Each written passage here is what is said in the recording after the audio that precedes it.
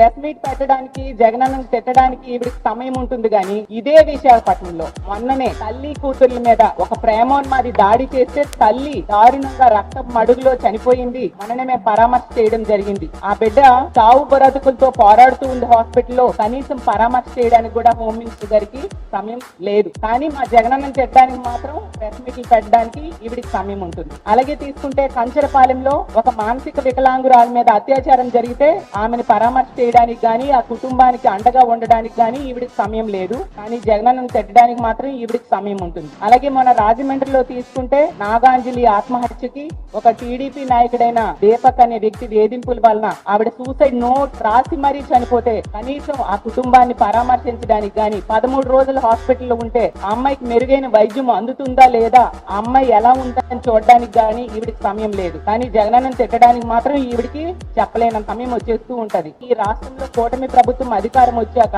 రోజుకి 70 మంది మీద అత్యాచారాలు అఘాయిత్యాలు మహిళల మీద చిన్నారుల మీద జరుగుతూ ఉంటే వాటిని అరికట్టడం చేత కాదు గాని జగనన్నను తిట్టడానికి మాత్రం ఈవిడికి సమయం దొరుకుతుంది. తిట్టడానికి టైం కేటాయిస్తారు. ఈ రాష్ట్రంలో మద్యం విచ్చలవిడిగా బెల్ షాప్ ద్వారా ఏరులై పారుతూ ఉంది. దానిని మాత్రం అరికట్టరు, జగనన్నను మాత్రం తిడతారు. అలాగే ఈ రోజు తీసుకుంటే గంజాయి 100 రోజుల్లో గంజాయి అరికడతామని చెప్పి ఈ రోజు గంజాయి విచ్చలవిడిగా ఈమె నివాసం ఉంటున్న విశాఖపట్నంలో పెంపకం జరుగుతుంది. గంజాయి రవాణా ఈ విశాఖపట్నం నుంచే జరుగుతుంది. ఆమె నియోజకవర్గమైన పాయకరావుపేట మీదుగానే జరుగుతుంది. దాన్ని అరికట్టడం చేత కాదు గానీ జగనన్నను తిట్టడానికి మాత్రం హోమ్ మినిస్టర్ గారు ముందుగా వస్తారు. అందుకనే ఆవిడ హోమ్ మినిస్టర్ పదవి ఇచ్చారు. అందుకే ఆ హోమ్ మినిస్టర్ గా ఆవిడ పూర్తిగా విఫలమైందని మరీ చెప్తూ ఉన్నాం. ఆవిడ ఒక పాయకరావుపేట ఎమ్మెల్యే మాత్రమే.